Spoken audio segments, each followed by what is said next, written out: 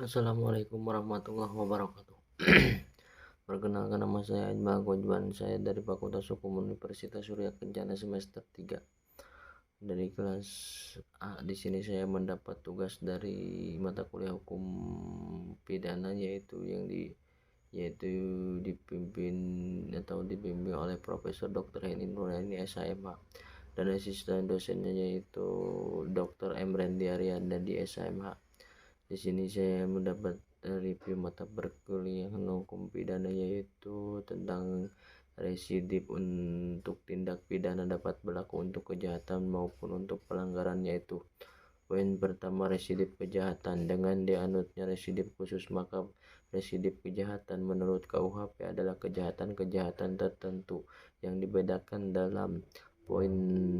Residip kejahatan tertentu sejenis diatur secara tersebar dalam buku 2 KUHP, yaitu salah satunya pasal 137 ayat 2. Dalam residip kejahatan sejenis hanya ada 11 jenis kejahatan yang merupakan alasan pemberatan pidana. Adapun syarat-syarat residip adalah kejahatan yang diulangi harus sama atau sejenis dengan kejahatan terdahulu.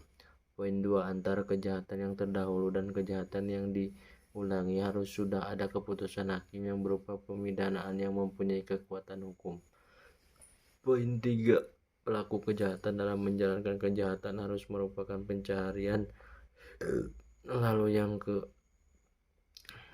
pengulangan dilakukan dengan waktu tertentu, yaitu 2 tahun sejak adanya keputusan hakim yang pasti tetap dan 5 tahun sejak adanya keputusan hakim pasti tetap. Lalu tindak mungkin ada residip apabila keputusan hakim tidak berupa pemidanaan, melainkan pembebasan dari segala tuntutan, dari pelepasan dari segala tuntutan. 2, keputusan vonis hakim masih dapat berubah dengan adanya upaya-upaya hukum yang berlaku, banding atau kasasi. 3, keputusan hakim penetapan, misalnya keputusan yang menyatakan tidak berwenang hakim memeriksa perkara.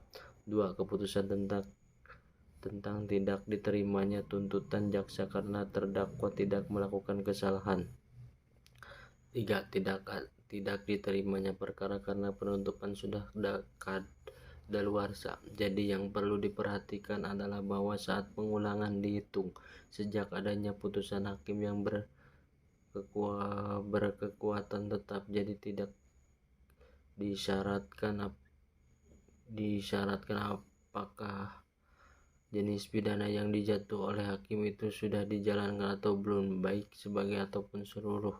Lalu mengenai pemberatan pidana, residip adalah kejahatan sejenis berbeda-beda, yaitu dapat diberi pidana tambahan berupa pelanggaran atau pencabutan hak untuk menjalankan mata pencahariannya.